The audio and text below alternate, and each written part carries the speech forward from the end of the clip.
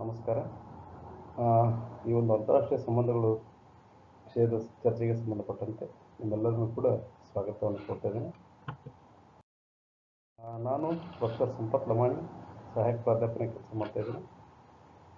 ಇವತ್ತು ನಾವು ಚರ್ಚೆ ಮಾಡ್ತಕ್ಕಂಥ ವಿಚಾರ ಏನು ಅಂತ ಹೇಳಿದ್ರೆ, 5ನೇ ಸೆಮಿಸ್ಟರ್ಗೆ ಸಂಬಂಧಪಟ್ಟಿರ್ತಕ್ಕಂಥ ಅಂತಾರಾಷ್ಟ್ರೀಯ ಸಂಬಂಧಗಳು ಅಂತಕ್ಕಂಥ ಏನು ಟಾಪಿಕ್ ಅದ, ಆ ಟಾಪಿಕ್ನಲ್ಲಿ ಅಂತಾರಾಷ್ಟ್ರೀಯ ಸಂಬಂಧಗಳ ಅರ್ಥ ಅಂತಕ್ಕಂಥ ವಿಚಾರ ಇರುತ್ತೆ. ಅದಕ್ಕೆ ಸಂಬಂಧಪಟ್ಟಿರ್ತಕ್ಕಂಥ ವಿಚಾರದ ಬಗ್ಗೆ ಇವತ್ತಿನ ಕ್ಲಾಸ್ನಲ್ಲಿ ನಾವು ಚರ್ಚೆ ಮಾಡಲಿಕ್ಕಿದ್ದೀವಿ.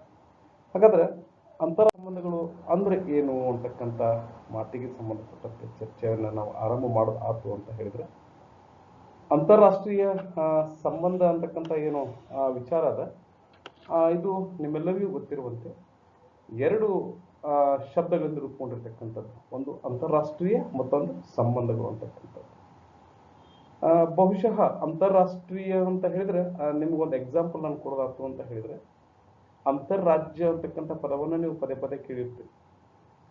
ಉದಾಹರಣೆಗೆ ಕಾವೇರಿ ನದಿ ನೀರಿನ ವಿವಾದ, ತಮಿಳುನಾಡು ಮತ್ತು ಕರ್ನಾಟಕ ಈ ಅಂತಾರಾಜ್ಯಗಳ ನಡುವಿನ ವಿವಾದ ಅಂತಕ್ಕಂಥ ಮಾತನ್ನು ಹೇಳ್ತೇವೆ. ಅಂದರೆ ರಾಜ್ಯಗಳ ನಡುವಿನ ಒಂದು ಬಾಂಧವ್ಯಕ್ಕೆ ನಾವು ಅಂತಾರಾಜ್ಯ ಅಂತ ಕೇಳ್ತೀವಿ. ಅದೇ ರೀತಿ ಅಂತಾರಾಷ್ಟ್ರೀಯ ಅಂತ ಹೇಳಿದ್ರೆ ರಾಷ್ಟ್ರಗಳ ನಡುವಿನ ಅಂತಕ್ಕಂಥ ವಿಚಾರ. ಈ ರಾಷ್ಟ್ರಗಳ ನಡುವಿನ ಬಾಂಧವ್ಯಗಳನ್ನು ವಿವರಣೆ ಮಾಡ್ತಕ್ಕಂಥ ಒಂದು ಏನು ಅಧ್ಯಯನ ವಿಭಾಗದ, ಅದನ್ನು ನಾವು ಅಂತಾರಾಷ್ಟ್ರೀಯ ಸಂಬಂಧಗಳು ಅಂತ ಹೇಳ್ಬಿಟ್ಟು ಕರಿಬಹುದು ಅಂತಕ್ಕಂಥದ್ದು. ಹಾಗಾದ್ರೆ ನಾನೀಗ ಕಾಮನ್ ಆಗಿರ್ತಕ್ಕಂಥ ವಿಚಾರವನ್ನು ನಿಮ್ಮೊಟ್ಟಿಗೆ ಚರ್ಚೆ ಮಾಡಿದೆ. ಅಂತಾರಾಷ್ಟ್ರೀಯ ಸಂಬಂಧ ಸಾಮಾನ್ಯವಾಗಿ ನಾವು ಏನಂತ ಕರಿತೀವಿ, ಒಂದು ದೇಶ ಮತ್ತೊಂದು ದೇಶದೊಟ್ಟಿಗೆ, ಒಂದು ರಾಷ್ಟ್ರ ಮತ್ತೊಂದು ರಾಷ್ಟ್ರಗಳೊಟ್ಟಿಗೆ, ಬೇರೆ ಬೇರೆ ರಾಷ್ಟ್ರಗಳೊಟ್ಟಿಗೆ ಹೊಂದಿರಬಹುದಾಗಿರ್ತಕ್ಕಂಥ ಬಾಂಧವ್ಯವನ್ನು, ಸಂಬಂಧವನ್ನು ನಾವೇನಂತ ಕರಿತೀವಿ, ಅಂತಾರಾಷ್ಟ್ರೀಯ ಸಂಬಂಧಗಳು ಅಂತ ಕರಿತೀವಿ. ಹಾಗಾದ್ರೆ ಈ ಅಂತಾರಾಷ್ಟ್ರೀಯ ಸಂಬಂಧಗಳ ಬಗ್ಗೆ ನಾವು ಅಧ್ಯಯನ ಮಾಡ್ತಕ್ಕಂಥ ಸಂದರ್ಭದಲ್ಲಿ ಒಂದೆರಡು ಅದರ ವಿಚಾರಕ್ಕೆ ಸಂಬಂಧಪಟ್ಟಂತೆ ಸ್ವಲ್ಪ ಹಿನ್ನೆಲೆಯನ್ನು ನೋಡ್ಕೊಂಡು ಕೇಸ್ ನಾವು ಹೋಗ್ಬೇಕಾಗ್ತದೆ. ಹಿನ್ನೆಲೆ ಅಂತ ಹೇಳಿದ್ರೆ, ಈ ರಾಷ್ಟ್ರ ಅಂತಕ್ಕಂಥ ಪದ್ಧತಿ ಯಾವಾಗ ರೂಪುಗೊಳ್ತು? ನಾವು ಗ್ರೀಕರ ಕಾಲದಲ್ಲಿ ನಗರ ರಾಜ್ಯ ಪದ್ಧತಿ ಅಂತ ಅದನ್ನು ಕಾಣ್ತೇವೆ. ನಗರ ರಾಜ್ಯ ಪದ್ಧತಿ, ಅದರಿಂದನೇ ಪೊಲಿಟಿಕಲ್ ಸೈನ್ಸ್ ಅಂತಕ್ಕಂಥ ಶಬ್ದ ರೂಪುಗೊಳ್ತಕ್ಕಂಥ ಮಾತನ್ನು ಹೇಳ್ತೇವೆ. ಈ ಅಂತಾರಾಷ್ಟ್ರೀಯ ರಾಷ್ಟ್ರ ರಾಜ್ಯ ಪದ್ಧತಿ, ಅಂತಾರಾಷ್ಟ್ರೀಯ ವಿಚಾರ, ಈಗಿನ ಅಂತಾರಾಷ್ಟ್ರೀಯ ಅಂತಕ್ಕಂಥ ವಿಚಾರಕ್ಕೆ ಸಂಬಂಧಪಟ್ಟಂತೆ ರಾಷ್ಟ್ರ ರಾಜ್ಯ ಪದ್ಧತಿ ಇದು ಆರಂಭಗೊಂಡಿದ್ದು ಯಾವಾಗ ಅಂತ ಹೇಳಿದ್ರೆ 1648ರಿಂದ. ನಾನು ಮತ್ತೊಂದು ರಿಪೀಟ್ ಮಾಡ್ತೇನೆ, 1648ರಿಂದ. ಅಲ್ಲಿವರೆಗೂ ಈ ಜರ್ಮನಿ ಅಂತಕ್ಕಂಥ ದೇಶವಾಗಲಿ, ಜಪಾನ್ ಅಂತಕ್ಕಂಥ ದೇಶವಾಗಲಿ, ಇಟಲಿ ಅಂತಕ್ಕಂಥ ದೇಶವಾಗಲಿ, ಇಂಗ್ಲೆಂಡ್ ಅಂತಕ್ಕಂಥ ದೇಶವಾಗಲಿ, ಫ್ರಾನ್ಸ್ ಅಂತಕ್ಕಂಥ ದೇಶವಾಗಲಿ ಇರಲಿಲ್ಲ. ಹಾಗಾದ್ರೆ ಅವಾಗ ಏನಿತ್ತು ವ್ಯವಸ್ಥೆ ಅಂತ ಹೇಳಿದ್ರೆ, ಈ ರಾಜರಿದ್ರು, ಫ್ಯೂಡಲ್ ವ್ಯವಸ್ಥೆ ಇತ್ತು ಯುರೋಪ್ ಖಂಡದಲ್ಲಿ. ಅವರು ಪರಸ್ಪರರ ಮೇಲೆ ಆಕ್ರಮಣ ಮಾಡ್ಕೊಂಡು ಹೋಗ್ತಾ ಇದ್ರು. ಯಾವಾಗ ಈ ಆಕ್ರಮಣಗಳಿಂದ ಬೇಸತ್ತಿರ್ತಕ್ಕಂಥ ಯುರೋಪಿಯನ್ ಏನ್ ಮಾಡ್ಕೊಂಡ್ರು ಅಂತ ಹೇಳಿದ್ರೆ, ಒಂದೇ ಭಾಷೆ, ಒಂದೇ ಸಂಸ್ಕೃತಿಯನ್ನು ಹೊಂದಿರತಕ್ಕಂಥ ಜನರು ಒಂದು ನಿರ್ದಿಷ್ಟವಾಗಿರ್ತಕ್ಕಂಥ ಭೂಪ್ರದೇಶವನ್ನು ತಮ್ಮದು ಅಂತ ಮಾಡಿಕೊಂಡ್ರು. ಅದನ್ನು ಹಂಗೆ ಮಾಡ್ಕೊಳ್ಳೋ ಸಲುವಾಗಿ ಒಂದು ಒಪ್ಪಂದವನ್ನು ಮಾಡಿಕೊಂಡು, ಆ ಒಪ್ಪಂದಕ್ಕೆ ನಾವೇನಂತ ಕರಿತೀವಿ ಅಂತಂದ್ರೆ ವೆಸ್ಟ್ ಫೆಲಿಯಾ ಒಪ್ಪಂದ ಅಂತ ಕರಿತೀವಿ. ವೆಸ್ಟ್ ಫೆಲಿಯಾ ಅಂತಕ್ಕಂಥದ್ದು ಒಂದು ನಗರದ ಹೆಸರು, ಜರ್ಮನಿ ದೇಶದೊಳಗೆ ಬರ್ತದೆ. ಆ ದೇಶದಲ್ಲಿ ಒಂದು ಒಪ್ಪಂದ ಆಗ್ತದೆ, ಅಂದ್ರೆ ಈ ರಾಷ್ಟ್ರ ರಾಜ್ಯ ಪದ್ಧತಿಗೆ ಸಂಬಂಧಪಟ್ಟಂತೆ ಒಂದು ಒಪ್ಪಂದ ಆಗ್ತದೆ. ಅದನ್ನೇ ನಾವೇನಂತ ಕರಿತೀವಿ ಅಂದ್ರೆ ವೆಸ್ಟ್ ಫೆಲಿಯಾ ಒಪ್ಪಂದ ಅಂತ ಕರಿತೀವಿ. ಆ ಮೂಲಕವಾಗಿ ಈ ಅಂತಾರಾಷ್ಟ್ರೀಯ ಸಂಬಂಧಗಳಿಗೆ ಸಂಬಂಧಿಸಿದಂತೆ ತಕ್ಕ ಮಟ್ಟಿಗಿನ ರಾಷ್ಟ್ರ ರಾಜ್ಯ ಪದ್ಧತಿ ಬೆಳವಣಿಗೆ ಆರಂಭ ಆಗ್ಲಿಕ್ಕೆ ಆಯಿತು. ಫ್ರೆಂಚ್ ಭಾಷೆ ಮಾತಾಡ್ತಕ್ಕಂಥವ್ರು ಫ್ರಾನ್ಸ್ ದೇಶದವರಾಗಿ, ಜರ್ಮನ್ ಮಾತಾಡ್ತಕ್ಕಂಥವ್ರು ಜರ್ಮನಿ ದೇಶದವರಾಗಿ, ಅದೇ ರೀತಿ ಈ ಬೇರೆ ಬೇರೆ ಭಾಷೆಗಳನ್ನು ಮಾತಾಡ್ತಕ್ಕಂಥ ಜನರು ಒಂದೇ ರಾಷ್ಟ್ರದ ಅಡಿಯಲ್ಲಿ ಇರ್ತಕ್ಕಂಥ ಒಂದು ವ್ಯವಸ್ಥೆ ಆರಂಭ ಆಗಿರ್ತಕ್ಕಂಥದ್ದು 1648ರಿಂದ ಅಂತಕ್ಕಂಥ ವಿಚಾರವನ್ನು ನಾವು ಇಲ್ಲಿ ಅರ್ಥ ಮಾಡ್ಕೋಬೇಕಾಗಿರ್ತಕ್ಕಂಥದ್ದು. ಎರಡನೇ ಬೆಳವಣಿಗೆ ಅಂತ ಹೇಳಿದ್ರೆ 1815ರ ವಿಯೆನ್ನಾ ಕಾಂಗ್ರೆಸ್ ಅಂತಕ್ಕಂಥದ್ದು. ಆಸ್ಟ್ರಿಯಾದ ರಾಜಧಾನಿ ಆಗಿರ್ತಕ್ಕಂಥ ವಿಯೆನ್ನಾದೊಳಗೆ ಮತ್ತೆ ಕೆಲವೊಂದಿಷ್ಟು ಹೊಸ ರಾಜ್ಯಗಳಿಗೆ ಅವಕಾಶವನ್ನು ಕಲ್ಪಿಸಿಕೊಡ್ಲಾಯಿತು. ಆ ಮೂಲಕವಾಗಿ ರಾಷ್ಟ್ರ ರಾಜ್ಯ ಪದ್ಧತಿ ವಿಸ್ತಾರಗೊಳ್ತು. ಆ ಮೂಲಕವಾಗಿ ಎರಡೂ ರಾಷ್ಟ್ರಗಳ ನಡುವೆ, ಈ ರಾಷ್ಟ್ರಗಳ ನಡುವಿನ ಬಾಂಧವ್ಯ ಅಥವಾ ಸಂಬಂಧಗಳು ಹೊಂದಲಿಕ್ಕೆ ಅವಕಾಶವನ್ನು ಮಾಡಿಕೊಡ್ತಕ್ಕಂಥ ವಿಚಾರ ಆರಂಭ ಆಯಿತು ಅಂತಕ್ಕಂಥ ನಾವು ತಿಳ್ಕೊಳ್ಬೇಕಾಗ್ತದೆ. ಅದೇ ರೀತಿ 1920ರಲ್ಲಿ ಅಸ್ತಿತ್ವಕ್ಕೆ ಹೊಂದಿರತಕ್ಕಂಥ ಲೀಗ್ ಆಫ್ ನೇಷನ್ಸ್ ಅಂತ ಏನದ ಅಥವಾ ರಾಷ್ಟ್ರಗಳ ಸಂಘ ಅಂತ ನಾವೇನು ಕರಿತೀವಿ, ಆ ಲೀಗ್ ಆಫ್ ನೇಷನ್ಸ್ ಸಹ ಈ ಅಂತಾರಾಷ್ಟ್ರೀಯ ಸಂಬಂಧಗಳು ವೃದ್ಧಿ ಆಗಲಿಕ್ಕೆ ಅವಕಾಶ ಮಾಡಿಕೊಡ್ತು ಅಂತಕ್ಕಂಥದ್ದು. ಒಂದನೇ ಜಾಗತಿಕ ಯುದ್ಧದ ನಂತರದಲ್ಲಿ ಜಗತ್ತಿನಿಂದ ಏನು ಯುದ್ಧಗಳನ್ನು ವಿಮುಕ್ತಿ ಮಾಡಬೇಕು ಅಂತಕ್ಕಂಥ ನಿಟ್ಟಿನಲ್ಲಿ ಅಸ್ತಿತ್ವಕ್ಕೆ ಹೊಂದಿರತಕ್ಕಂಥ ಏನು ಜಾಗತಿಕ ಸಂಸ್ಥೆ ಅದ ರಾಷ್ಟ್ರಗಳ ಸಂಘ ಅಂತಕ್ಕಂಥದ್ದು. ಈ ರಾಷ್ಟ್ರಗಳ ಸಂಘದ ಉದ್ದೇಶ ಏನಾಗಿತ್ತು ಅಂತ ಹೇಳಿದ್ರೆ, ಎರಡನೇ ಜಾಗತಿಕ ಯುದ್ಧ ಆಗದಂತೆ ನೋಡ್ಕೊಳ್ಬೇಕಾಗಿತ್ತು. ಅದಕ್ಕಾಗಿ ಅದರ ಸದಸ್ಯತ್ವವನ್ನು ಪಡ್ಕೊಳ್ಳಿಕ್ಕೆ ಏನು ರಾಷ್ಟ್ರಗಳು ಮುಂದಾದವು, ಆ ಮೂಲಕವಾಗಿ ರಾಷ್ಟ್ರಗಳ ನಡುವೆ ಸಂಬಂಧಗಳು ಏರ್ಪಡಲಿಕ್ಕೆ ಅವಕಾಶ ಏರ್ಪಡ್ತು ಅಂತಕ್ಕಂಥ ವಿಚಾರವನ್ನು ನಾವಿಲ್ಲಿ ಸ್ಮರಿಸಬೇಕಾಗ್ತದೆ. ಇನ್ನು ಕೊನೆಯದಾಗಿ ಅಂತ ಹೇಳಿದ್ರೆ ಅಕ್ಟೋಬರ್ 24, 1945ರಂದು ಅಸ್ತಿತ್ವಕ್ಕೆ ಬಂದಿರತಕ್ಕಂಥ ವಿಶ್ವಸಂಸ್ಥೆ ಅಥವಾ ರಾಷ್ಟ್ರಗಳ ಸಂಘ ಅಂತ ನಾವೇನು ಕರಿತೀವಿ, ಯುನೈಟೆಡ್ ನೇಷನ್ಸ್ ಆರ್ಗನೈಸೇಷನ್ ಅಂತ ನಾವೇನು ಕರಿತೀವಿ, ಆ ವಿಶ್ವಸಂಸ್ಥೆ ಏನು ಪ್ರಸ್ತುತವಾಗಿ 193 ಸದಸ್ಯ ರಾಷ್ಟ್ರಗಳಿದ್ದಾವೆ. ಪರಸ್ಪರವಾಗಿ ತಮ್ಮ ಬೇಡಿಕೆಗಳನ್ನು ಚರ್ಚೆ ಮಾಡ್ಕೊಳ್ಳಿಕ್ಕೆ ಒಂದು ವೇದಿಕೆಯನ್ನು ಕಲ್ಪಿಸಿಕೊಡ್ತಕ್ಕಂಥ ಪ್ರಯತ್ನವನ್ನು ವಿಶ್ವಸಂಸ್ಥೆ ಮಾಡಿಕೊಡ್ತು ಅಂತಕ್ಕಂಥ ವಿಚಾರ. 1648ರಿಂದ 1945ರವರೆಗೆ ಸುಮಾರು 4 ಪ್ರಮುಖ ಹಂತಗಳಲ್ಲಿ ವೆಸ್ಟ್ಫೇಲಿಯಾ ಒಪ್ಪಂದ, 1648 ವೆಸ್ಟ್ಫೇಲಿಯಾ ಒಪ್ಪಂದ, 1815ರ ವಿಯೆನ್ನಾ ಕಾಂಗ್ರೆಸ್ ಮತ್ತು 1920ರಲ್ಲಿ ಏನು ಲೀಗ್ ಆಫ್ ನೇಷನ್ಸ್ ಬರ್ತದೆ, ರಾಷ್ಟ್ರಗಳ ಸಂಘ ಬರ್ತದೆ ಅದು, ಮತ್ತು 1945ರಲ್ಲಿ ಸ್ಥಾಪನೆ ಆಗಿರ್ತಕ್ಕಂಥ ಏನು ರಾಷ್ಟ್ರಗಳ ಸಂಘ ಅಥವಾ ವಿಶ್ವಸಂಸ್ಥೆ ಅಂತಕ್ಕಂಥ ಏನು ಸಂಸ್ಥೆ ಇದೆ, ಈ ಸಂಸ್ಥೆಗೆ ಅನುಸಾರವಾಗಿ ನಮ್ಮ ಜಾಗತಿಕ ಮಟ್ಟದಲ್ಲಿ ರಾಷ್ಟ್ರಗಳ ನಡುವೆ ಸಂಬಂಧಗಳು ಏರ್ಪಟ್ಟು ಅಂತಕ್ಕಂಥ ವಿಚಾರವನ್ನು ನಾವಿಲ್ಲಿ ಸ್ಮರಿಸ್ಕೋಬೇಕಾಗ್ತದೆ. ಆ ಮೂಲಕ ಹಾಗಿದ್ರೆ ಅಂತಾರಾಷ್ಟ್ರೀಯ ಸಂಬಂಧಗಳು ಹಿಂದಿದ್ದಿಲ್ಲ ಅಂತ ಹೇಳಿದ್ರೆ ಇದ್ದು, ಅದರ ವ್ಯವಸ್ಥಿತವಾಗಿ ಇರಲಿಲ್ಲ. ಈಗ ಹುಯೆನ್ ಸಾಂಗ್ ಅಂತಕ್ಕಂಥ ಯಾತ್ರಿಕ ಭಾರತ ದೇಶಕ್ಕೆ ಬರ್ತಾನೆ, ಆದರೆ ಅವಾಗ ದೇಶದ ಪರಿಕಲ್ಪನೆ ಇರಲಿಲ್ಲ, ಅವಾಗ ರಾಜರುಗಳ ಕಲ್ಪನೆ ಇತ್ತು, ಅವಾಗ ರಾಷ್ಟ್ರದ ಪರಿಕಲ್ಪನೆ ಇರಲಿಲ್ಲ. ಫಾಯಿಯಾನ್ ಭಾರತ ದೇಶಕ್ಕೆ ಬರ್ತಾನೆ, ನಿಕೋಲೋ ಕೊಂಟಿ ಭಾರತ ದೇಶಕ್ಕೆ ಬರ್ತಾನೆ, ಪರ್ಷಿಯಾದ ನಿಯೋಗ ಇಮ್ಮಡಿ ಪುಲಿಕೇಶಿ ಆಸ್ಥಾನಕ್ಕೆ ಬರ್ತದೆ. ಅವೆಲ್ಲವೂ ಕೂಡ ವ್ಯವಸ್ಥಿತವಾಗಿ ಅಥವಾ ವೈಜ್ಞಾನಿಕವಾಗಿ ನಾವು ಅಂತಾರಾಷ್ಟ್ರೀಯ ಸಂಬಂಧಗಳನ್ನ ಅಧ್ಯಯನ ಮಾಡ್ದಂಗೆ ಅಲ್ಲ. ಅವಾಗ ರಾಷ್ಟ್ರದ ಪರಿಕಲ್ಪನೆ ಇರಲಿಲ್ಲ. ಬಹುಶಃ ನಮ್ಮ ಟಿಪ್ಪು ಸುಲ್ತಾನ್ ಸಹ ಇಂಗ್ಲಿಷರ ವಿರುದ್ಧವಾಗಿ ಹೋರಾಟ ಮಾಡುವ ಸಲುವಾಗಿ ಅವ್ರು ಏನು ಮಾಡಿದ್ರು ಅಂತ ಹೇಳಿದ್ರೆ ಈ ಪರ್ಷಿಯಾದೊಂದಿಗೆ ಒಂದು ಬಾಂಧವ್ಯವನ್ನು ಬೆಳೆಸಿದ್ರು ಅಂತಕ್ಕಂಥದ್ದು ನಮ್ಮ ಭಾರತಕ್ಕೆ ಸಂಬಂಧಪಟ್ಟಂತೆ ನಾವು ಅಂತಾರಾಷ್ಟ್ರೀಯ ಸಂಬಂಧಗಳಲ್ಲಿ ವ್ಯವಸ್ಥಿತವಾಗಿ ಅಧ್ಯಯನ ಮಾಡಿದ್ವಿ ಅಂತಕ್ಕಂಥ ವಿಚಾರವನ್ನು ಕಲ್ಕೊಳ್ಬೇಕಾಗ್ತದೆ. ವ್ಯವಸ್ಥಿತವಾಗಿ ಅದನ್ನು ನಾವು ತಿಳ್ಕೊಳ್ಳಿಕ್ಕೆ ಆಗ್ತದೆ ಅಂತಕ್ಕಂಥದ್ದು. ಹೀಗೆ ಹಂತ ಹಂತವಾಗಿ ಬೆಳವಣಿಗೆಗೊಂಡಿರ್ತಕ್ಕಂಥ ಅಂತಾರಾಷ್ಟ್ರೀಯ ಸಂಬಂಧ ಪ್ರಸ್ತುತ ದಿನಮಾನಗಳಲ್ಲಿ ಏನಾಗಿದೆಪ್ಪ ಅಂತಂದರೆ ಅದೇ ಒಂದು ಸಪ್ರೇಟ್ ಆಗಿರ್ತಕ್ಕಂಥ ಅಧ್ಯಯನ ವಿಷಯವಾಗಿ ಹೊರಹೊಮ್ಮಿರ್ತಕ್ಕಂಥದ್ದು. ಅದರಲ್ಲೂ ಪ್ರಸ್ತುತವಾಗಿರ್ತಕ್ಕಂಥ ಕಾಲಮಾನ ಏನದ, ಈ ಜಾಗತೀಕರಣ, ಉದಾರೀಕರಣ ಮತ್ತು ಖಾಸೀಕರಣಕ್ಕೆ ಎಲ್ಲ ದೇಶಗಳು ತಾವೇನು ತೆರೆದುಕೊಂಡಿದ್ದಾವೆ, ಆ ಮೂಲಕ ಅಂತಾರಾಷ್ಟ್ರೀಯ ಸಂಬಂಧದ ಬಗ್ಗೆ ಇರತಕ್ಕಂಥ ಮಹತ್ವ ಏನದ ಅದು ಹಿಂದೆಂದಿಗಿಂತಲೂ ಇವತ್ತು ಹೆಚ್ಚಾಗಿದೆ ಅಂತಕ್ಕಂಥ ಮಾತನ್ನು ನಾನು ಸ್ಪಷ್ಟವಾಗಿ ಹೇಳಿಕೆ ಬಯಸ್ತೀನಿ ಅಂತಕ್ಕಂಥದ್ದು. ಹಾಗಾದ್ರೆ ಈ ಅಂತಾರಾಷ್ಟ್ರೀಯ ಶಬ್ದ ಹೆಂಗೆ ಹುಟ್ಟುಕೊಳ್ತೀವಿ? ಅಂತಾರಾಷ್ಟ್ರೀಯ ಸಂಬಂಧಗಳು ಬೆಳ್ಕೊಂಡು ಬಂದು 1648 ವೆಸ್ಟ್ಫೇಲಿಯಾ ಒಪ್ಪಂದ ಅಂತಕ್ಕಂಥ ಮಾತನ್ನು ನಾನು ನಿಮ್ಗೆ ಹೇಳಿದೆ. ಹಾಗಾದ್ರೆ ಅಂತಾರಾಷ್ಟ್ರೀಯ ಅಂತಕ್ಕಂಥ ಶಬ್ದ ಹೆಂಗೆ ಹುಟ್ಕೊಳ್ತೀವಿ?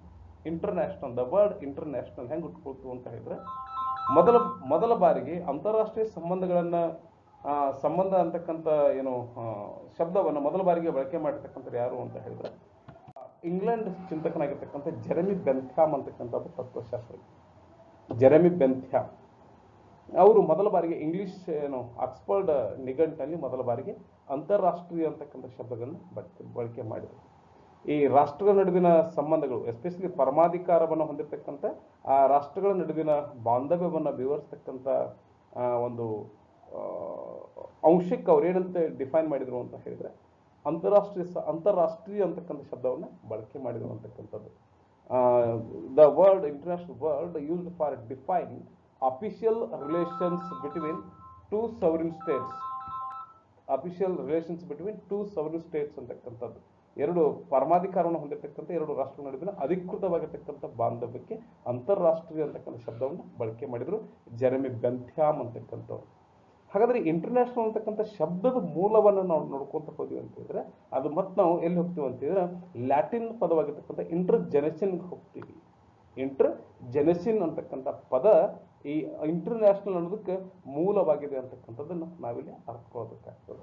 ಹಾಗಾದ್ರೆ ಇಂಟರ್ಜೆನೆಸಿನ್ ಅಂದ್ರೆ ಏನು? ಇದು ರಾಷ್ಟ್ರಗಳ ಕಾನೂನುಗಳಿಗೆ ಸಂಬಂಧಿಸಿದ್ದು ಅಂತ. ಅಥವಾ ಈ ರೋಮ್ ದೇಶದಲ್ಲಿ ಯಾವುದಕ್ಕೆ ಬಳಕೆ ಮಾಡ್ತಾ ಇದ್ರು ಅಂತಂದ್ರೆ ವಿದೇಶರಿಗೆ ಸಂಬಂಧಪಟ್ಟಂತೆ ಈ ಇಂಟರ್ ಜೆನಿಷನ್ ಅಂತಕ್ಕಂಥ ಪದವನ್ನು ಬಳಕೆ ಮಾಡ್ತಾ ಇದ್ರು ಅಂತಕ್ಕಂಥದ್ದನ್ನ ನಮಗೆ ಇತಿಹಾಸದಿಂದ ನಾವು ಉಲ್ಲೇಖ ಮಾಡ್ಕೊಳ್ತೀವಿ ಅಂತಕ್ಕಂಥದ್ದು. ಆ ಮೂಲಕವಾಗಿ ಇಂಟರ್ ಜೆನಿಷನ್, ಲ್ಯಾಟಿನ್ ಭಾಷೆ ಇಂಟರ್ ಜೆನಿಷನ್ ಏನದ, ಇದನ್ನ ಜೆರೆಮಿ ಬೆಂಥ್ಯಾಮ್ ಬಳಕೆ ಮಾಡ್ಕೊಂಡಿದ್ದು. ಬಹಳ ಪ್ರಮುಖವಾಗಿರ್ತಕ್ಕಂಥ ಒಬ್ಬ ಚಿಂತಕರು ಜೆರೆಮಿ ಬೆಂಥ್ಯಾಮ್. ಅವರು ಒಬ್ಬ ಇಂಗ್ಲೆಂಡ್ ದೇಶದ ಚಿಂತಕ. ಅವರು ಏನ್ ಹೇಳ್ಕೊಟ್ರು ಅಂತ ಹೇಳಿದ್ರೆ, ಅಧಿಕೃತವಾಗಿರ್ತಕ್ಕಂಥ ಎರಡು ಪರಮಾಧಿಕಾರವನ್ನು ಹೊಂದಿರತಕ್ಕಂಥ ರಾಷ್ಟ್ರಗಳ ನಡುವೆ ಏರ್ಪಡ್ತಕ್ಕಂಥ ಏನು ಬಾಂಧವ್ಯ ಅದ, ಅದನ್ನ ಅಂತಾರಾಷ್ಟ್ರೀಯ ಅಂತಕ್ಕಂಥ ಶಬ್ದದ ಮೂಲಕವಾಗಿ ಅವರು ಏನು ವಿವರಣೆ ಮಾಡಿದ್ರು, ಆ ಮೂಲಕವಾಗಿ 1780 ನಂತರದಲ್ಲಿ ಈ ಅಂತಾರಾಷ್ಟ್ರೀಯ ಅಂತಕ್ಕಂಥ ಪದ ಬಳಕೆಗೆ ಬಂತು ಅಂತಕ್ಕಂಥ ವಿಚಾರವನ್ನು ನಾವಿಲ್ಲಿ ತಿಳ್ಕೊಬೇಕಾಗ್ತದೆ. ಹಾಗಾದ್ರೆ ಅಂತಾರಾಷ್ಟ್ರೀಯ ಸಂಬಂಧಗಳು ಅಂದ್ರೆ ಏನು ಅನ್ನೋದ್ರ ಬಗ್ಗೆ ಇಬ್ಬರು ಜನ ಚಿಂತಕರು ತಮ್ಮದೇ ಆಗಿರ್ತಕ್ಕಂಥ ವ್ಯಾಖ್ಯಾನಗಳನ್ನು ಮಾಡಿದ್ದಾರೆ. ಅರ್ಥ ಅಂತ ಬಂದಾಗ ನಾವು ಏನಂತ ಹೇಳ್ಬೋದು ಅಂತ ಹೇಳಿದ್ರೆ, ರಾಷ್ಟ್ರಗಳ ನಡುವಿನ ಬಾಂಧವ್ಯವನ್ನು ನಾವು ಅಂತಾರಾಷ್ಟ್ರೀಯ ಸಂಬಂಧಗಳಂತೆ ವೆರಿ ಕಾಮನ್ ಆಗಿ ಬಹಳಷ್ಟು ಒಂದು ಏನು ಸಹಜವಾಗಿರ್ತಕ್ಕಂಥ ಅರ್ಥದಲ್ಲಿ ಹೇಳಬೇಕಾಗ್ತದೆ, ಹೇಳಿದ್ರೆ ಆಗ್ತದೆ.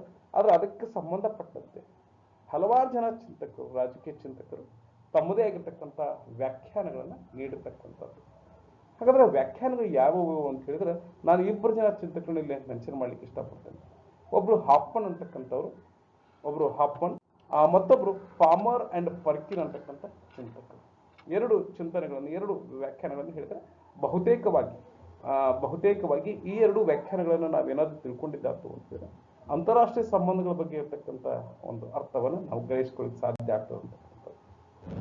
ಇದರಲ್ಲಿ ಏನು ಇವ್ರೇನ್ ಹೇಳ್ತಾರ, ಹಾಫ್ಮನ್ ಅವ್ರು ಏನ್ ಹೇಳ್ತಾರೆ ಅಂದ್ರೆ, professor Hofmann says that international relation is concerned with the factors and the activities which affect the external policies and the powers of basic units into which the world is divided ಅಂತಕ್ಕಂಥ ಮಾತನ್ನು ಹೇಳಿದ್ದಾರೆ. ಅಂದ್ರೆ ನಾವು ಕನ್ನಡದಲ್ಲಿ ಹೇಳದಾತು ಅಂತ ಹೇಳಿದ್ರೆ, ರಾಷ್ಟ್ರಗಳ ಬಾಹ್ಯ ನೀತಿಗಳು ಮತ್ತು ರಾಷ್ಟ್ರಗಳ ಶಕ್ತಿಯ ಮೇಲೆ ಪ್ರಭಾವ ಬೀರುವ ಅಂಶಗಳು ಮತ್ತು ಚಟುವಟಿಕೆಗಳಿಗೆ ಸಂಬಂಧಿಸಿದ್ದೇ ಅಂತಾರಾಷ್ಟ್ರೀಯ ಸಂಬಂಧಗಳು ಅಂತಕ್ಕಂಥ ಮಾತನ್ನ ಪ್ರೊಫೆಸರ್ ಹಾಫ್ಮನ್ ಹೇಳಿರ್ತಕ್ಕಂಥದ್ದು. ನಾನು ಮತ್ತೊಂದ್ಸರಿ ಕನ್ನಡದಲ್ಲಿ ಹೇಳ್ತೇನೆ. ರಾಷ್ಟ್ರಗಳ ಬಾಹ್ಯ ನೀತಿಗಳು ಮತ್ತು ರಾಷ್ಟ್ರಗಳ ಶಕ್ತಿಯ ಮೇಲೆ, ರಾಷ್ಟ್ರಗಳ ಬಾಹ್ಯ ನೀತಿಗಳು, ಆಂತರಿಕ ನೀತಿಗಳಲ್ಲ, ರಾಷ್ಟ್ರಗಳ ಬಾಹ್ಯ ನೀತಿಗಳು ಮತ್ತು ಒಂದು ರಾಷ್ಟ್ರೀಯ ಶಕ್ತಿಗಳ ಮೇಲೆ, ರಾಷ್ಟ್ರೀಯ ಶಕ್ತಿ ನಾವು ನ್ಯಾಷನಲ್ ಪವರ್ ಅಂತ ಏನು ಕರಿತೀವಿ, ಅವುಗಳ ಮೇಲೆ ಪ್ರಭಾವ ಬೀರ್ತಕ್ಕಂಥ ಅಂಶಗಳು ಅದು ಯಾವುದಾದ್ರೂ ಆಗಿರ್ಬೋದು. ರಾಷ್ಟ್ರೀಯ ಶಕ್ತಿಯ ಮೇಲೆ ಮತ್ತು ರಾಷ್ಟ್ರದ ಬಾಹ್ಯ ನೀತಿಗಳ ಮೇಲೆ, ಎಕ್ಸ್ಟರ್ನಲ್ ಅಫೇರ್ಸ್ ಮೇಲೆ ಪ್ರಭಾವ ಬೀರ್ತಕ್ಕಂಥ ಯಾವುದೇ ನೀತಿಗಳಾಗಿರ್ಬೋದು ಅಥವಾ ಚಟುವಟಿಕೆಗಳಿಗೆ ಸಂಬಂಧಿಸಿರ್ತಕ್ಕಂಥ ಎಲ್ಲ ಅಂಶಗಳನ್ನ ಅವ್ರು ಏನಂತ ವ್ಯಾಖ್ಯಾನ ಮಾಡಿದ್ರು ಅಂತಂದ್ರೆ ಅಂತಾರಾಷ್ಟ್ರೀಯ ಸಂಬಂಧಗಳು ಅಂತ ಹೇಳ್ಬಿಟ್ಟು ವ್ಯಾಖ್ಯಾನ ಮಾಡಿದ್ರು ಅಂತಕ್ಕಂಥ ವಿಚಾರವನ್ನ ನಾವು ತಿಳ್ಕೊಳ್ಬೇಕಾಗ್ತದೆ. ಅಂದ್ರೆ ಅಂತಾರಾಷ್ಟ್ರೀಯ ಅವ್ರ ಪ್ರಕಾರ, ಹಾಫ್ಮನ್ ಅವ್ರ ಪ್ರಕಾರವನ್ನ ನಾನು ಅರ್ಥೈಸಿಕೊಡೋದಾತು ಅಂತ ಹೇಳಿದ್ರೆ, ಅಂತಾರಾಷ್ಟ್ರೀಯ ಸಂಬಂಧ ಅಂತಕ್ಕಂಥದ್ದು ರಾಷ್ಟ್ರದ ಬಾಹ್ಯ ಚಟುವಟಿಕೆಗೆ ಸಂಬಂಧಪಟ್ಟಿರ್ತಕ್ಕಂಥದ್ದು, ರಾಷ್ಟ್ರೀಯ ಶಕ್ತಿಯ ಮೇಲೆ ಪ್ರಭಾವ ಬೀರ್ತಕ್ಕಂಥದ್ದು. ಈ ಒಂದು ಇದಕ್ಕೆ ಸಂಬಂಧಪಟ್ಟಿರ್ತಕ್ಕಂಥ ಯಾವ ನೀತಿಗಳಿದಾವೆ, ಯಾವ ಚಟುವಟಿಕೆಗಳಿದಾವೆ, ಅವುಗಳೆಲ್ಲವನ್ನ ನಾವು ಅಂತಾರಾಷ್ಟ್ರೀಯ ಸಂಬಂಧಗಳು ಅಂತ ಕರೀಬೋದು. ಈಗ ಉದಾಹರಣೆಗೆ ಒಂದು ಎಕ್ಸಾಂಪಲ್ ನಾನು ಕೊಡ್ಲಿಕ್ಕೆ ಬಯಸ್ತೀನಿ. ಪ್ರೊಫೆಸರ್ ಹಾಫ್ಮನ್ ಅವರ ಮಾತನ್ನು ಮುಂದುವರಿಸೋದಾತು ಅಂತ ಹೇಳಿದ್ರೆ, ನಾವು ಫ್ರಾನ್ಸ್ ದೇಶದಿಂದ ರಫೇಲ್ ಯುದ್ಧ ವಿಮಾನಗಳನ್ನು ತರಿಸ್ಕೊಂಡಿದ್ದೀವಿ. ಉದ್ದೇಶ ಅಂತ ಹೇಳಿದ್ರೆ ಅದನ್ನ ದೀಪಾವಳಿಗೆ ಶೋಕಿಗೆ ಇಡಾಕಂತಲ್ಲ, ಅಥವಾ ದೀಪಾವಳಿಗೆ ಪಟಾಕಿ ಸುಡಾಕಂತ ನಾವು ರಫೇಲ್ ತಂದಿಟ್ಕೊಂಡಿರೋದು. ರಫೇಲ್ ತಂದಿಟ್ಕೊಂಡಿದ್ದು ಯಾವ ಕಾರಣಕ್ಕಾಗಿ ಅಂತ ಹೇಳಿದ್ರೆ, ನಮ್ಮ ನೆರೆಹೊರೆಯ ರಾಷ್ಟ್ರಗಳೊಟ್ಟಿಗೆ ನಮ್ಮ ಬಾಂಧವ್ಯ ಚೆನ್ನಾಗಿಲ್ಲ, ಅಷ್ಟೊಂದು ಸಮಂಜಸವಾಗಿಲ್ಲ, ಚೆನ್ನಾಗಿಲ್ಲ ಅಂತ ನಾನು ಭಾವಿಸ್ತೇನೆ. ಆ ರಾಷ್ಟ್ರಗಳ ಎದುರಿಸುವ ಸಲುವಾಗಿ, ದಾಳಿ ಮಾಡುವ ಸಲುವಾಗಿ ಅಲ್ಲ, ಎದುರಿಸುವ ಸಲುವಾಗಿ, ರಾಷ್ಟ್ರೀಯ ಶಕ್ತಿಯನ್ನ ಉತ್ತೇಜನ ಮಾಡಿಕೊಳ್ಳುವ ಸಲುವಾಗಿ ನಾವು ಫ್ರಾನ್ಸ್ ದೇಶದ ಡಸಾಲ್ಟ್ ಕಂಪನಿಯಿಂದ ಈ ರಫೇಲ್ ಅಂತಕ್ಕಂಥ ಯುದ್ಧ ಮಾರ್ಗಗಳನ್ನು ತರಿಸ್ಕೊಂಡು ಇಟ್ಕೊಂಡಿದ್ವಿ. ಅದರ ಅರ್ಥ ಏನು ಅಂತ ಹೇಳಿದ್ರೆ, ಅದು ನಮ್ಮ ರಾಷ್ಟ್ರ ಶಕ್ತಿಯನ್ನು ಉತ್ತೇಜನ ಮಾಡ್ತಕ್ಕಂಥದ್ದು. ಅದು ನೆರೆದು ತಂದಿಸ್ಕೊಂಡಿದ್ದು ಅಂತಿದ್ರೆ, ನಮ್ಮ ನೆರೆಹೊರೆಯ ರಾಷ್ಟ್ರಗಳೊಟ್ಟಿಗೆ ನಾವು ಒಂದು ವೇಳೆ ಯುದ್ಧದ ಸಂದರ್ಭ ಬಂದಾಗ ಅದು ಅಂತ ಹೇಳಿದ್ರೆ ಅದು ಭಯವನ್ನು ಹುಟ್ಟು ಮಾಡ್ತಕ್ಕಂಥ ಒಂದು ಅಂಶ. ಎಷ್ಟೋ ಯುದ್ಧಗಳು ನಿಂತಿದ್ದು ಎದುರು ಸಲುವಾಗಿ ಅಂತ ಹೇಳಿದ್ರೆ ಇವತ್ತಿನ ದಿನಮಾನಗಳಲ್ಲಿ ಅಣುಶಕ್ತಿಯ ಕಾರಣಕ್ಕಾಗಿ ಎಷ್ಟೋ ಯುದ್ಧಗಳು ಆಗದೇ ಇರತಕ್ಕಂಥದ್ದು, ತಡೆದಿರ್ತಕ್ಕಂಥದ್ದು ನಾವು ಕಾಣ್ತೇವೆ.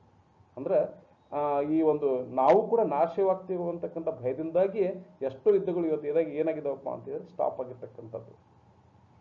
ಅದೇ ರೀತಿ ಹಾಫ್ಮನ್ ಹೇಳಿರುವಂತೆ ರಾಷ್ಟ್ರದ ಒಂದು ರಾಷ್ಟ್ರೀಯ ಶಕ್ತಿ ಮತ್ತು ಬಾಹ್ಯ ನೀತಿಗಳಂತ ಏನಿದಾವೆ, ಎಕ್ಸ್ಟರ್ನಲ್ ಅಫೇರ್ಸ್ ಅಂತ ಏನಿದಾವೆ, ಅದಕ್ಕೆ ಸಂಬಂಧಪಟ್ಟ ಮೇಲೆ ಅದರ ಮೇಲೆ ಪ್ರಭಾವ ಬೀರ್ತಕ್ಕಂಥ ಎಲ್ಲ ನೀತಿ ಮತ್ತು ಚಟುವಟಿಕೆಗೆ ಸಂಬಂಧಪಟ್ಟದ್ದೇ ಅಂತಾರಾಷ್ಟ್ರೀಯ ಸಂಬಂಧ ಅಂತಕ್ಕಂಥ ವಿಚಾರವನ್ನ ಹಾಫ್ಮನ್ ಹೇಳಿರ್ತಕ್ಕಂಥದ್ದು.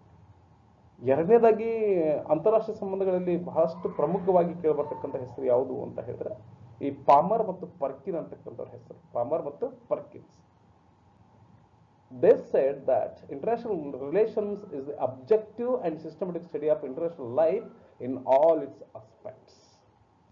ಅಂತಾರಾಷ್ಟ್ರೀಯ ಜೀವನದ ಎಲ್ಲ ವಿಚಾರಗಳಿಗೆ ಸಂಬಂಧಪಟ್ಟಂತೆ, ಅಂತಾರಾಷ್ಟ್ರೀಯ ಜೀವನದ ಎಲ್ಲ ಆಯಾಮಗಳಿಗೆ, ಆಸ್ಪೆಕ್ಟ್ಸ್, ಎಲ್ಲ ಆಯಾಮಗಳಿಗೆ ಸಂಬಂಧಪಟ್ಟಂತೆ ವಸ್ತುನಿಷ್ಠ ಮತ್ತು ವ್ಯವಸ್ಥಿತವಾಗಿರ್ತಕ್ಕಂಥ ಅಧ್ಯಯನವೇ ಅಂತಾರಾಷ್ಟ್ರೀಯ ಸಂಬಂಧಗಳು ಅಂತಕ್ಕಂಥ ಮಾತನ್ನ ಪಾಮರ್ಸ್ ಅಂಡ್ ಪರ್ಕಿನ್ಸ್ ಹೇಳ್ತಾರೆ. ಅಂದ್ರೆ ಈ ಬದಲಾಗುತ್ತಿರುವ ಅಂತಾರಾಷ್ಟ್ರೀಯ ಸ್ಥಿತ್ಯಂತರವಾಗುತ್ತಿರುವ ಏನು ಸ್ಥಿತಿಗಳಿದಾವು ಅಂತಾರಾಷ್ಟ್ರೀಯ ಮಟ್ಟದಲ್ಲಿ, ಎಲ್ಲ ರೀತಿ ಎಲ್ಲ ಆಯಾಮಗಳಲ್ಲಿ ಅಂತ ಹೇಳಿದ್ರು ಪಾಮರ್ಸ್ ಅಂಡ್ ಪರ್ಕಿನ್ಸ್. ಎಲ್ಲ ರೀತಿಯ ಆಯಾಮಗಳಲ್ಲಿ ಅಂತಾರಾಷ್ಟ್ರೀಯ ಜೀವನಕ್ಕೆ ಸಂಬಂಧಪಟ್ಟಂತೆ, ಅಂತಾರಾಷ್ಟ್ರೀಯ ವಿಚಾರಗಳಿಗೆ ಸಂಬಂಧಪಟ್ಟಂತೆ ಎಲ್ಲ ರೀತಿಯ ಆಯಾಮಗಳಲ್ಲಿ, ಇನ್ ಆಲ್ ಇಟ್ಸ್ ಆಸ್ಪೆಕ್ಟ್ಸ್, ಅಂತಾರಾಷ್ಟ್ರೀಯ ಎಲ್ಲ ರೀತಿಯಾಗಿರ್ತಕ್ಕಂಥ ವಿಚಾರಗಳಿಗೆ ಸಂಬಂಧಪಟ್ಟಂತೆ ವಸ್ತುನಿಷ್ಠ, ಅಬ್ಜೆಕ್ಟಿವ್ ಅಂಡ್ ಸಿಸ್ಟಮೆಟಿಕ್ ಸ್ಟಡಿ, ಒಂದು ವ್ಯವಸ್ಥಿತವಾಗಿರ್ತಕ್ಕಂಥ ಅಧ್ಯಯನಕ್ಕೆ ಅವ್ರು ಏನಂತ ಕರೆದ್ರು ಅಂತ ಹೇಳಿದ್ರೆ ಅಂತಾರಾಷ್ಟ್ರೀಯ ಸಂಬಂಧಗಳು ಅಂತ ಹೇಳ್ಬಿಟ್ಟು ಕರೆದ್ರು. ಈ ಎರಡು ಚಿಂತಕರ ಬಗ್ಗೆ ನಾನು ಹೇಳ್ಕೊಟ್ಟಿದ್ದೀನಿ. ಇನ್ನು ಹಲವಾರು ಜನ ಚಿಂತಕರು ಅಂತಾರಾಷ್ಟ್ರೀಯ ಸಂಬಂಧಗಳ ಬಗ್ಗೆ ಹೇಳಿಕೊಟ್ಟಿದ್ದಾರೆ. ನಾನು ಆಯ್ಕೆ ಮಾಡ್ಕೊಂಡಿದ್ದೆ ಯಾರು ಅಂತ ಹೇಳಿದ್ರೆ ಇವರಿಬ್ಬರನ್ನ. ಬಹುತೇಕವಾಗಿ ನೀವು ಇನ್ನೊಬ್ಬರು ಮಾರ್ಗ್ಯಂತವ್ರನ್ನ ಕೂಡ ನೀವು ಇಲ್ಲಿ ಉದಾಹರಿಸಬಹುದು ಅಂತಕ್ಕಂಥದ್ದನ್ನು ಈ ಸಂದರ್ಭದಲ್ಲಿ ನಾನು ಹೆಸರು ಹೇಳಿ ಇಷ್ಟಪಡ್ತೇನೆ. ಹ್ಯಾನ್ಸ್ ಮಾರ್ಗ್ಯಂತ ಏನ್ ಹೇಳ್ತಾರಪ್ಪ ಅಂತಂದ್ರೆ, ರಾಷ್ಟ್ರಗಳ ಶಕ್ತಿಯನ್ನ ವೃದ್ಧಿ ಮಾಡ್ತಕ್ಕಂಥ ಒಂದು ಸ್ಥಿತಿಯೇ ಅದು ಅಂತಾರಾಷ್ಟ್ರೀಯ ಸಂಬಂಧ ಅಂತಕ್ಕಂಥ ಶಕ್ತಿಯನ್ನ ದೃಷ್ಟಿಯಲ್ಲಿ ಇಟ್ಟುಕೊಂಡು ಅವರು ಅಂತಾರಾಷ್ಟ್ರೀಯ ಸಂಬಂಧವನ್ನು ವ್ಯಾಖ್ಯಾನ ಮಾಡಿರ್ತಕ್ಕಂಥದ್ದು. ಈ ಇಬ್ಬರು ಚಿಂತಕರ ಒಂದು ಚಿಂತನೆಗಳನ್ನ ನಾವು ತಿಳ್ಕೊಂಡಿವಿ ಅಂತ ಹೇಳಿದ್ರೆ ಬಹುಶಃ ಒಂದು ಐಡಿಯಾ ನಮ್ಗೆ ಏನು ಬರ್ತದ ಅಂತ ಹೇಳಿದ್ರೆ, ಅಂತಾರಾಷ್ಟ್ರೀಯ ಸಂಬಂಧ ಅಂತ ಹೇಳಿದ್ರೆ ದೇಶದ ಒಳಗಿಂದಲ್ಲ, ದೇಶದ ಹೊರಗಿಂದು ಅಂತ. ಅಂದ್ರೆ ಒಂದು ದೇಶ ಬೇರೆ ಬೇರೆ ದೇಶಗಳೊಂದಿಗೆ ಅನುಸರಿಸ್ತಕ್ಕಂಥ ನೀತಿ, ಬೇರೆ ಬೇರೆ ದೇಶದೊಂದಿಗೆ ಅನುಸರಿಸ್ತಕ್ಕಂಥ ಬಾಂಧವ್ಯ, ಬೇರೆ ಬೇರೆ ದೇಶದೊಟ್ಟಿಗೆ ಪ್ರಭಾವ ಬೀರ್ತಕ್ಕಂಥ ಅಂಶ, ಇವುಗಳೆಲ್ಲವುಗಳನ್ನ ನಾವೇನಂತ ತಿಳ್ಕೊಂಡ್ರೆ ಅಂತಾರಾಷ್ಟ್ರೀಯ ಸಂಬಂಧಗಳು ಅಂತ ಹೇಳ್ಬಿಟ್ಟು ಕರಿತೀವಿ. ಈ ಅಂತಾರಾಷ್ಟ್ರೀಯ ಸಂಬಂಧಗಳನ್ನ ನಾವೇನ್ ಮಾಡ್ತೀವಿ ಅಂತಂದ್ರೆ ಎರಡು ರೀತಿಯಲ್ಲಿ, ಎರಡು ದೃಷ್ಟಿಕೋನದಲ್ಲಿ ಅಧ್ಯಯನ ಮಾಡ್ತೀವಿ. ಅಂತಾರಾಷ್ಟ್ರೀಯ ಸಂಬಂಧ ಒಂದೇ, ನೋಡ್ತಕ್ಕಂಥ ದೃಷ್ಟಿಕೋನಗಳು ಎರಡು ಅಂತ. ಬಹುಶಃ ನಾನು ಇದಕ್ಕೊಂದು ಎಕ್ಸಾಂಪಲ್ ಕೊಡಕ್ಕೆ ಬಯಸಿದಾಕು ಅಂತ ಹೇಳಿದ್ರೆ, ಕುರುಡನಿಗೆ ಆನೆ ತಂದು ನಿಲ್ಲಿಸಿದ್ರೆ ಏನಾಗ್ತದೆ ಅಂತ ಹೇಳಿದ್ರೆ, ಒಬ್ಬ ಹೇಳ್ತಾನ ಇದು ಆನೆ ಅಂತಕ್ಕಂಥದ್ದು ಗೋಡೆ ತರ ಅದ, ಮತ್ತೊಬ್ರು ಹೇಳ್ತಾರ ಆನೆ ಅನ್ನೋದು ಹಾವಿನ ತರ ಅದ, ಬಾಲ ಮುಟ್ಟಿದಾಗ ಹಾವಿನ ತರ ಅದ ಅಂತಕ್ಕಂಥದ್ದು. ಅವರವ್ರ ದೃಷ್ಟಿಕೋನದಲ್ಲಿ ಅಂತಾರಾಷ್ಟ್ರೀಯ ಸಂಬಂಧ ಬೇರೆ ಕಾಣ್ತಕ್ಕಂಥದ್ದು. ಅಂದ್ರೆ ಅವರವ್ರ ದೃಷ್ಟಿಯಲ್ಲಿ ಆನೆ ಹೆಂಗ್ ಬೇರೆ ಕಾಣ್ತದೆ, ಅಂತಾರಾಷ್ಟ್ರೀಯ ಸಂಬಂಧಗಳು ಸಹ ದೃಷ್ಟಿಕೋನಕ್ಕೆ ಅನುಸಾರವಾಗಿ ಅದು ತನ್ನ ವ್ಯಾಖ್ಯಾನವನ್ನು ಬದಲಾವಣೆ ಮಾಡ್ಕೊಂಡು ಹೋಗ್ತದೆ ಅಂತಕ್ಕಂಥ ವಿಚಾರವನ್ನ ನಾವಿಲ್ಲಿ ತಿಳ್ಕೊಳ್ಬೇಕಾಗ್ತದೆ. ಈ ಎರಡೂ ವಿಚಾರಗಳನ್ನು ತಿಳ್ಕೊಂಡಿವಿ ಅಂತ ಹೇಳಿದ್ರೆ ಬಹುಶಃ ತಮ್ಮೆಲ್ಲರಿಗೂ ಅಂತಾರಾಷ್ಟ್ರೀಯ ಸಂಬಂಧಗಳು ಏನು ಅಂತ ಹೇಳಿದ್ರೆ ಒಂದು ಐಡಿಯಾ 100% ಬರ್ತದೆ ಅಂತಕ್ಕಂಥ ವಿಚಾರ ನಾನು. ಹಾಗಾದ್ರೆ ಈ ಒಂದು ಸಂಕುಚಿತ ದೃಷ್ಟಿಕೋನದಲ್ಲಿ ಅಂತಾರಾಷ್ಟ್ರೀಯ ಸಂಬಂಧ ಅಂದ್ರೆ ಏನು, ಈ ಒಂದು ವಿಶಾಲವಾಗಿರ್ತಕ್ಕಂಥ ಅರ್ಥದಲ್ಲಿ ಅಂತಾರಾಷ್ಟ್ರೀಯ ಸಂಬಂಧಗಳು ಏನು ಅಂತಕ್ಕಂಥ ವಿಚಾರವನ್ನು ನಾವು ತಿಳ್ಕೊಳ್ಬೇಕಾಗ್ತದೆ. ಸಂಕುಚಿತ ಅರ್ಥದಲ್ಲಿ ಒಂದು ಏನು ಅಂತಾರಾಷ್ಟ್ರೀಯ ಸಂಬಂಧಗಳು ಅಂತ ಹೇಳಿದ್ರೆ ಎರಡು ರಾಷ್ಟ್ರಗಳ ನಾಯಕರ ನಡುವೆ, ಅಧಿಕೃತವಾಗಿರ್ತಕ್ಕಂಥ ನಾಯಕರ ನಡುವೆ ನಡೀತಕ್ಕಂಥ ಸಂಬಂಧಗಳಿಗೆ ನಾವೇನಂತ ಕರಿತೀವಿ ಅಂತ ಹೇಳಿದ್ರೆ, ವ್ಯವಹಾರಗಳಿಗೆ ನಾವೇನಂತ ಕರಿತೀವಿ ಅಂತ ಹೇಳಿದ್ರೆ ಅಂತಾರಾಷ್ಟ್ರೀಯ ಸಂಬಂಧಗಳು ಅಂತ ಕರಿತೀವಿ. ಅಂದ್ರೆ ಎರಡು ದೇಶಗಳ ರಾಷ್ಟ್ರಗಳ ನಡುವೆ, ಎರಡು ಅಂತ ರಾಷ್ಟ್ರಗಳ ನಡುವಿನ ನಾಯಕರ ನಡುವೆ ನಡೀತಕ್ಕಂಥ ಒಂದು ಅಧಿಕಾರಯುಕ್ತವಾಗಿರ್ತಕ್ಕಂಥ ಸಂಬಂಧ, ಅಧಿಕಾರಯುಕ್ತವಾಗಿರ್ತಕ್ಕಂಥ ನಾಯಕರು ನಡೆಸ್ತಕ್ಕಂಥ ಅಧಿಕೃತವಾಗಿರ್ತಕ್ಕಂಥ ಸಂಬಂಧಗಳು. ಉದಾಹರಣೆಗೆ ಹಿಂದಿನ ಅಮೆರಿಕ ಅಧ್ಯಕ್ಷ ಏನು ಟ್ರಂಪ್ ಇದ್ರು, ಭಾರತದ ಪ್ರಧಾನಮಂತ್ರಿ ನರೇಂದ್ರ ಮೋದಿ ಅವರು ಏನು ಅಮೆರಿಕಕ್ಕೆ ಹೋಗಿದ್ರು, ಅದು ಅವೆರಡೂ ರಾಷ್ಟ್ರಗಳ ಮುಖ್ಯಸ್ಥರ ನಡುವೆ ನಡೆದಿರ್ತಕ್ಕಂಥ ಏನು ಬಾಂಧವ್ಯ ಅದ, ಅದು ಸಂಕುಚಿತ ದೃಷ್ಟಿಕೋನದಲ್ಲಿ ನಮಗದು ಅಷ್ಟೇ ಕಾಣ್ತದೆ. ನೋಡ್ಲಿಕ್ಕೆ ಅವರಿಬ್ರು ಕೈ ಹಿಡ್ಕೊಂಡು ಕೇಶನ್ ಹೋಗ್ತಾರೆ, ನಮಗನಿಸ್ತದ ಮೋದಿ ಮತ್ತು ಟ್ರಂಪ್ ಅವರು ಇಬ್ಬರೇ ಇದ್ದಾರ ಅಂತ ಏನು ಅನಿಸ್ತದೆ. ಅದು ಏನು ಅಂತ ಹೇಳಿದ್ರೆ ಸಂಕುಚಿತ ದೃಷ್ಟಿಕೋನದಲ್ಲಿ ಅದು ಒಂದು ಅಂತಾರಾಷ್ಟ್ರೀಯ ಸಂಬಂಧ, ರಾಷ್ಟ್ರಗಳ ಮುಖ್ಯಸ್ಥರ ನಡುವೆ ನಡೀತಕ್ಕಂಥ, ಅಧಿಕಾರಯುಕ್ತ ನಾಯಕರ ನಡುವೆ ನಡೀತಕ್ಕಂಥ ಅಧಿಕೃತವಾಗಿರ್ತಕ್ಕಂಥ ಸಂಬಂಧ. ಅಂದ್ರೆ ಇದು purely related to politics only, ರಾಜಕೀಯ ವಿಚಾರಗಳಿಗೆ ಸಂಬಂಧಪಟ್ಟಂತೆ ಮಾತ್ರ ನಡೀತಕ್ಕಂಥ ಒಂದು ಬಾಂಧವ್ಯ ಆಗಿರ್ತದೆ. ಆಗ್ರಾ ಶೃಂಗಸಭೆ ಅಂತ ಆಗ್ತದೆ 2001ರಲ್ಲಿ ಭಾರತ ದೇಶದಲ್ಲಿ, ಪರ್ವೇಜ್ ಮುಷರಫ್ ಮತ್ತು ಅಟಲ್ ಬಿಹಾರಿ ವಾಜಪೇಯಿ ನಡುವೆ. ಅವರಿಬ್ಬರು ನಾಯಕರು, ಇಬ್ರು ಕೂಡ ಎರಡೂ ರಾಷ್ಟ್ರಗಳ ಮುಖ್ಯಸ್ಥರು. ಅವ್ರ ನಡುವೆ ನಡೆದಿರ್ತಕ್ಕಂಥ ಬಾಂಧವ್ಯಕ್ಕೆ ನಾವೇನಂತ ಕರಿತೀವಿ ಅಂತಂದ್ರೆ ಅಂತಾರಾಷ್ಟ್ರೀಯ ಸಂಬಂಧ. ಶಿ ಜಿನ್ಪಿಂಗ್ ಭಾರತಕ್ಕೆ ಬರ್ತಾರೆ, ಆಮೇಲೆ ಚೀನಾದ ಅಧ್ಯಕ್ಷರು ಮಹಾಬಲಿಪುರಮಕ್ಕೆ ಭೇಟಿ ಕೊಡ್ತಾರೆ.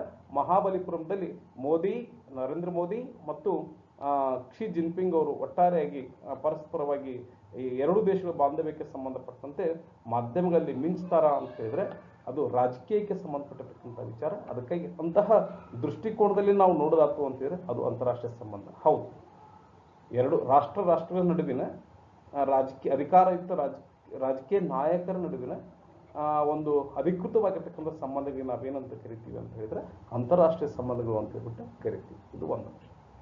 ವಿಶಾಲ ಅರ್ಥದಲ್ಲಿ ನೋಡೋದಾತು ಅಂತ ಹೇಳಿದ್ರೆ, ವಿಶಾಲ ದೃಷ್ಟಿಕೋನದಲ್ಲಿ ನೋಡೋದಾತು ಅಂತ ಹೇಳಿದ್ರೆ ಅಂತಾರಾಷ್ಟ್ರೀಯ ಸಂಬಂಧ ಅಂತ ಹೇಳಿದ್ರೆ ಕೇವಲ ರಾಜಕೀಯಕ್ಕೆ ಸಂಬಂಧ ಮಾತ್ರ ಅಲ್ಲ, ಅದರ ಬದಲಾಗಿ ರಾಷ್ಟ್ರ ನಡುವೆ ಎಲ್ಲ ವಿಧವಾದ ಎಲ್ಲ ರೀತಿಯ ವ್ಯವಹಾರ, ಸಂಬಂಧ, ಒಡಂಬಡಿಕೆ, ಒಪ್ಪಂದ ಇವೇ ಮದ್ದಾದವರಿಗೆ ಸಂಬಂಧಪಟ್ಟಂತೆ ಇರ್ತಕ್ಕಂಥದ್ದೇ ಅಂತಾರಾಷ್ಟ್ರೀಯ ಸಂಬಂಧಗಳು ಅಂತಕ್ಕಂಥದ್ದು. ಎಕ್ಸಾಂಪಲ್ ಕೊಡೋದಾತು ಅಂತ ಹೇಳಿದ್ರೆ, ಭಾರತದ ಪತ್ರಕರ್ತರು ಪಾಕಿಸ್ತಾನಕ್ಕೆ ಹೋಗೋದಾತು ಅಂತ ಹೇಳಿದ್ರೆ, ನಮ್ಮ ನೆರೆ ರಾಷ್ಟ್ರವಾಗಿರ್ತಕ್ಕಂಥ ಪಾಕಿಸ್ತಾನಕ್ಕೆ ಹೋಗೋದಾತು ಅಂತ ಹೇಳಿದ್ರೆ, ಭಾರತದ ವಿದ್ಯಾರ್ಥಿಗಳು ಶ್ರೀಲಂಕಾಕ್ಕೆ ಹೋಗೋದಾಗಿತ್ತು ಅಂತ ಹೇಳಿದ್ರೆ, ಆಫ್ರಿಕಾದ ವಿದ್ಯಾರ್ಥಿಗಳು ಭಾರತಕ್ಕೆ ಒಂದು ಅಭ್ಯಾಸಕ್ಕಾಗಿ ಒಂದು ಸ್ಟೂಡೆಂಟ್ಸ್ ಎಕ್ಸ್ಚೇಂಜ್ ಪ್ರೋಗ್ರಾಮ್ ಬರೋದಾಗಿತ್ತು ಅಂತ ಹೇಳಿದ್ರೆ, ಸಾಂಸ್ಕೃತಿಕವಾಗಿರ್ತಕ್ಕಂಥ ವಿಚಾರಕ್ಕೆ ಸಂಬಂಧಪಟ್ಟಂತೆ ವಿನಿಮಯ ಆಗ್ತಾ ಇತ್ತು ಅಂತ ಹೇಳಿದ್ರೆ, ಕ್ರೀಡೆಗೆ ಸಂಬಂಧಪಟ್ಟಂತೆ ಎಕ್ಸಾಂಪಲ್ ಆಫ್ರೋ ಏಷ್ಯನ್ ಕ್ರೀಡಾಕೂಟ ಅಂತ ಆಗ್ತದೆ. ಅಂದ್ರೆ ಆಫ್ರಿಕಾ ಮತ್ತು ಏಷ್ಯನ್ ರಾಷ್ಟ್ರಗಳ ನಡುವೆ ಬಾಂಧವ್ಯವನ್ನು ಏರ್ಪಡಿಸ್ತಕ್ಕಂಥ ಒಂದು ವಿಚಾರ. ಹೀಗೆ ಡಾಕ್ಟರ್ಸ್ಗಳ ನಡುವೆ ನಡೀತಕ್ಕಂಥ ರಾಷ್ಟ್ರಗಳ ನಡುವೆ ಡಾಕ್ಟರ್ಸ್ಗಳ ನಡುವೆ, ಪತ್ರಕರ್ತರ ನಡುವೆ, ಶಿಕ್ಷಕರ ನಡುವೆ, ವಿದ್ಯಾರ್ಥಿಗಳ ನಡುವೆ, ಆಮೇಲೆ ವ್ಯಾಪಾರಕ್ಕೆ ಸಂಬಂಧಪಟ್ಟಂತೆ, ವಹಿವಾಟಿಗೆ ಸಂಬಂಧಪಟ್ಟಂತೆ ಆಗ್ತಕ್ಕಂಥ ಒಪ್ಪಂದ, ಒಡಂಬಡಿಕೆ ಎಲ್ಲವೂ ಸಹ ಸಾಂಸ್ಕೃತಿಕ, ಸಾಮಾಜಿಕ ಮತ್ತು ಇನ್ನಿತರವಾಗಿರ್ತಕ್ಕಂಥ ವಿಚಾರಗಳಿಗೆ ಸಂಬಂಧಪಟ್ಟಂತೆ ಏನು ರಾಷ್ಟ್ರಗಳ ನಡುವಿನ ಬಾಂಧವ್ಯದ ಅದಕ್ಕೆ ನಾವೇನು ಕರಿತೀವಿ ಅಂತ ಹೇಳಿದ್ರೆ ಒಂದು ವಿಶಾಲವಾಗಿರ್ತಕ್ಕಂಥ ದೃಷ್ಟಿಕೋನ ಅಂತ ಹೇಳ್ಬಿಟ್ಟು ಕರಿತೀವಿ. ಒಂದು ಅರ್ಥದಲ್ಲಿ ಸಂಕುಚಿತ ದೃಷ್ಟಿಕೋನ ಅಂತ ಹೇಳಿದ್ರೆ ಕೇವಲ ರಾಷ್ಟ್ರದ ಮುಖ್ಯಸ್ಥರ ನಡುವೆ ರಾಜಕೀಯ ವಿಚಾರಗಳಿಗೆ ಸಂಬಂಧಪಟ್ಟಂತೆ ಮಾತ್ರ ನೀಡತಕ್ಕಂಥ ಸಂಬಂಧಗಳು ಸಂಕುಚಿತ ದೃಷ್ಟಿಕೋನದಲ್ಲಿ ಅಂತಾರಾಷ್ಟ್ರೀಯ ಸಂಬಂಧ. ಆದರೆ ರಾಜಕೀಯವಲ್ಲದೆ, ರಾಜಕೀಯವನ್ನು ಹೊರತುಪಡಿಸಿ ಸಾಮಾಜಿಕ, ಆರ್ಥಿಕ ಮತ್ತು ಸಾಂಸ್ಕೃತಿಕವಾಗಿರ್ತಕ್ಕಂಥ ವಿಚಾರಗಳಿಗೆ ಸಂಬಂಧಪಟ್ಟಂತೆ ರಾಷ್ಟ್ರಗಳ ನಡುವೆ ಉಂಟಾಗ್ತಕ್ಕಂಥ ಬಾಂಧವ್ಯಗಳನ್ನ ನಾವೇನು ಕರಿತೀವಿ ಅಂತ ಹೇಳಿದ್ರೆ ಅಂತಾರಾಷ್ಟ್ರೀಯ ಸಂಬಂಧಗಳು ಅಂತ ಕರಿತೀವಿ. ಒಟ್ಟಾರೆಯಾಗಿ ಇವತ್ತಿನ ಕ್ಲಾಸ್ನ ಒಟ್ಟಾರೆ ಉದ್ದೇಶ ಏನು ಅಂತಿದ್ರೆ, ಅಂತಾರಾಷ್ಟ್ರೀಯ ಸಂಬಂಧ ಅಂತ ಹೇಳಿದ್ರೆ ರಾಷ್ಟ್ರಗಳ ನಡುವಿನ ಎಲ್ಲ ರೀತಿಯ ಬಾಂಧವ್ಯಗಳಿಗೆ ನಾವು ಅಂತಾರಾಷ್ಟ್ರೀಯ ಸಂಬಂಧಗಳನ್ನು ಕರಿಬಹುದು, ರಾಜಕೀಯವೂ ಒಳಗೊಂಡಂತೆ. ಸಂಕುಚಿತ ದೃಷ್ಟಿಕೋನದಲ್ಲಿ ರಾಜಕೀಯ ಒಂದೇ, ವಿಶಾಲಾತ್ಮಕ ದೃಷ್ಟಿಕೋನದಲ್ಲಿ ರಾಜಕೀಯವನ್ನು ಹೊರತುಪಡಿಸಿ ಅಂತ ಅವರು ಭಾವಿಸಿದ್ರು ಸಹ ರಾಜಕೀಯವನ್ನು ಒಳಗೊಂಡಂತೆ ಎಲ್ಲ ರೀತಿಯ ಸಂಬಂಧಗಳನ್ನು ನಾವೇನಂತ ಅಧಿಕೃತವಾಗಿರ್ತಕ್ಕಂಥ ಸಂಬಂಧಗಳನ್ನು ನಾವು ಅಂತಾರಾಷ್ಟ್ರೀಯ ಸಂಬಂಧಗಳು ಅಂತ ಹೇಳ್ಬಿಟ್ಟು ಕರಿತೀವಿ ಅಂತಕ್ಕಂಥದ್ದು. ಇದು ಅಂತಾರಾಷ್ಟ್ರೀಯ ಸಂಬಂಧಗಳ ಬಗ್ಗೆ ಇರ್ತಕ್ಕಂಥ ಅರ್ಥ, ಒಂದು ಮೀನಿಂಗ್ ಆಗಿರ್ತಕ್ಕಂಥ ವಿಚಾರದ ಬಗ್ಗೆ ಇರ್ತಕ್ಕಂಥ ಒಂದು ಸಂಕ್ಷಿಪ್ತವಾಗಿರ್ತಕ್ಕಂಥ ವಿವರಣೆ ಅಂತ ನಾನು ಭಾವಿಸ್ತೇನೆ. ಬಹುಶಃ ಈ ವಿಡಿಯೋ ನಿಮ್ಗೆ ಇಷ್ಟ ಆಯಿತು ಅಂತ ನಾನು ಭಾವಿಸಿದ್ದೀನಿ. ಯಾಕಂದರೆ ನಾನು 100% ನಾನು ಕೊಟ್ಟಿರ್ತೇನೆ. ಇದಕ್ಕೆ ಸಂಬಂಧಪಟ್ಟಿರ್ತಕ್ಕಂಥ ಏನೇ ಕ್ವರೀಸ್ ಇರ್ಬೋದು, ಇದಕ್ಕೆ ಸಂಬಂಧಪಟ್ಟಿರ್ತಕ್ಕಂಥ ಏನೇ ಒಂದು ನಿಮ್ಮ ಫೀಡ್ಬ್ಯಾಕ್ ಇರ್ಬೋದು, ನನಗೆ ತಿಳಿಸ್ತಕ್ಕಂಥ ಪ್ರಯತ್ನವನ್ನು ಮಾಡಿರಿ. ಆಮೇಲೆ ಮುಂದಿನ ಕ್ಲಾಸ್ ಒಳಗೆ ಅಂತಾರಾಷ್ಟ್ರೀಯ ಸಂಬಂಧಗಳ ಸ್ವರೂಪ ಅಂತಕ್ಕಂಥ ವಿಚಾರ ಕುರಿತಾಗಿ ನಾನು ಮಾತಾಡಲಿಕ್ಕಿದ್ದೀನಿ. ನನಗೆ ಅವಕಾಶ ಕಲ್ಪಿಸಿಕೊಟ್ಟಿರ್ತಕ್ಕಂಥ ಎಲ್ಲರಿಗೂ ವಂದನೆಗಳನ್ನು ಹೇಳ್ತೇನೆ. ನಮಸ್ಕಾರಗಳು.